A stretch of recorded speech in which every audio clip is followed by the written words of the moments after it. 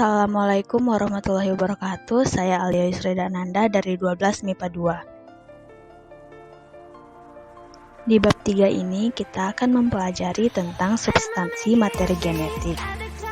Materi yang akan dipelajari adalah kromosom, DNA, gen, dan sintesis protein. Kromosom merupakan struktur padat yang terdiri atas asam nukleat dan protein. Kromosom berfungsi sebagai pengendali keturunan, yaitu gen. Berdasarkan fungsinya, kromosom dibagi menjadi dua. Yang pertama autosom, yaitu sebagai pembawa sifat, dan yang kedua gonosom sebagai pembawa jenis kelamin. Di sel somatis, kromosom ada 23 pasang, dan di sel gamet ada 23 buah. Berdasarkan bentuknya, dibagi menjadi 4. Yang pertama metasentrik, di mana sentromernya terletak di tengah-tengah. Yang kedua submetasentrik, di mana sentromernya agak sedikit ke atas. Yang ketiga akrosentrik, di mana sentromernya terletak di sedikit ujung. Dan yang terakhir itu ada telosentrik, di mana sentromernya itu berada pada ujung lengan kromosom. DNA merupakan molekul kompleks yang bertugas membawa informasi genetik yang menentukan karakteristik suatu organisme. DNA itu sendiri terdiri atas gula deoksiribosa, asam fosfat, dan basa nitrogen. Basa nitrogen ada 4, yang pertama adenin, timin, sitosinin, dan guanin.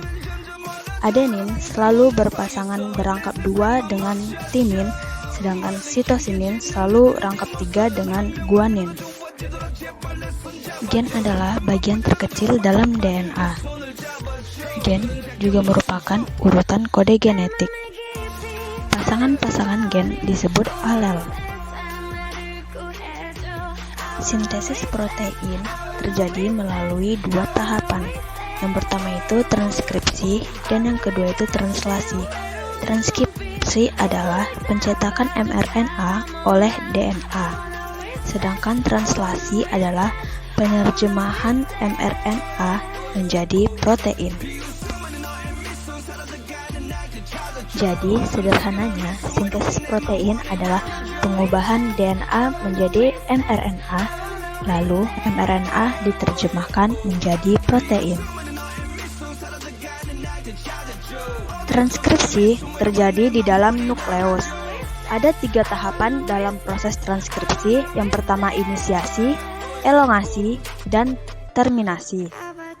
Perlu diingat bahwa A pada DNA akan berpasangan dengan U pada mRNA, dan T pada DNA akan berpasangan dengan A pada mRNA, G pada DNA akan berpasangan dengan C pada mRNA, dan C pada DNA akan berpasangan dengan G pada mRNA.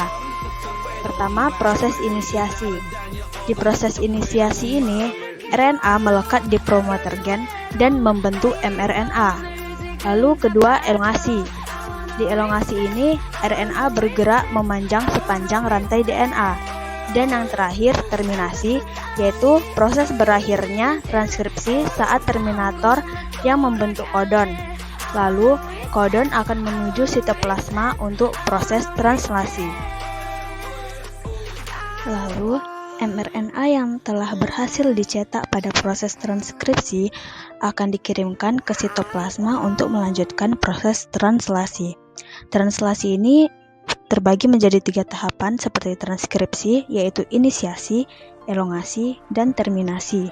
Perlu diingat di sini bahwa A pada mRNA akan diikat dengan U pada tRNA, dan U pada mRNA akan diikat menjadi A pada tRNA, dan G akan berikatan dengan C pada tRNA.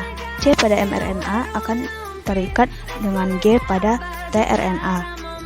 Pada proses inisiasi, ribosom bertemu dengan start codon, yaitu AUG. Lalu, di proses elongasi, ribosom menerjemahkan codon menjadi asam amino. Lalu, di tahap terakhir terminasi, yaitu translasi berhenti jika sudah bertemu dengan stop codon, yaitu UAA, UAG, dan UGA. Sekian video animasi dari saya. Kurang lebihnya mohon maaf. Wassalamualaikum warahmatullahi wabarakatuh.